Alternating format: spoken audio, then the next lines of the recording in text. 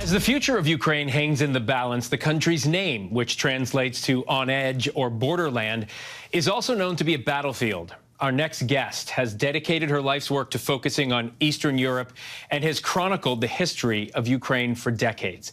Anna Reid's new book, Borderland, A Journey Through the History of Ukraine, focuses on the nation's complex past and its uncertain future. Her interviews with politicians, dissidents, survivors, and more gives a better perspective and understanding of Ukraine's history. Anna, thank you so much for joining us to talk about the book. I do appreciate it. Thank you very much for having me on. You wrote part one of Borderland in the mid-1990s, describing Ukraine as a newborn state trying to build its own identity. In part two, the Ukrainian people did indeed build their own identity post-Soviet Union. Tell us about that journey and the resilience it required.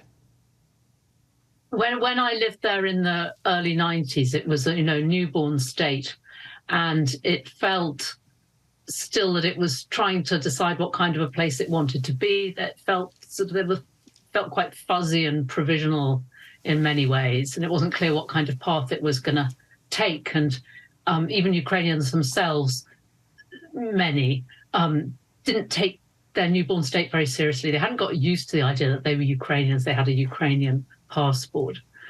And this completely changed over the past 20 years. And the big turning point moments were 2004, the Orange Revolution, when mass popular demonstrations reversed a rigged election, an election that Moscow had helped to rig to put in its own candidate. In 2014, the Maidan demonstrations, which threw out a pro-Russian, grotesquely corrupt president called Yanukovych. Both those events, the Orange Revolution and the Maidan in 2014, were real turning point moments, not only politically, but for people individually.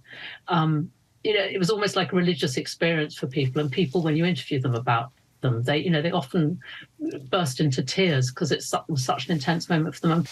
And you predicted that Ukraine's geography as a borderland would be an issue.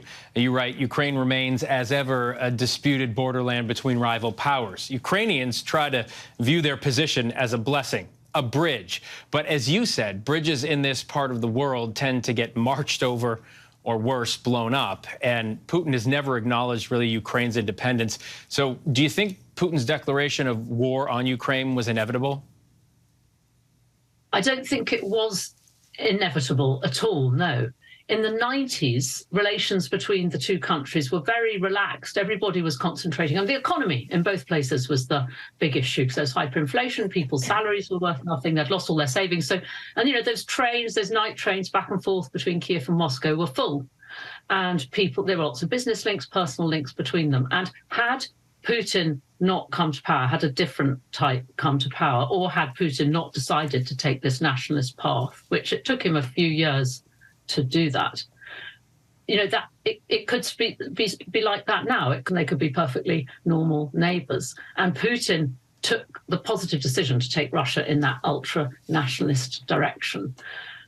And there's nothing inevitable about this war. It's him that's done it, basically, and the bulk of the Russian population that's gone along with it. Anna, you know more about this region than most, so I ask you this question. What do you think the future of Ukraine looks like now? It's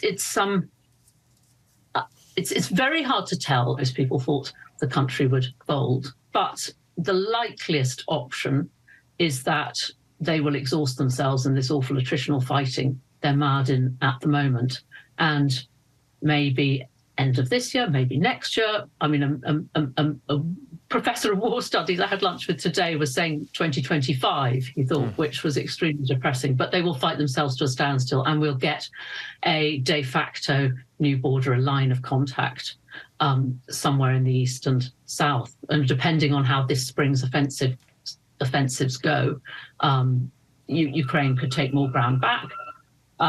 Or it could be actually not very different from what we've got now. Likeliest outcome, and I really hate to say this, is some sort of partitioning of Ukraine.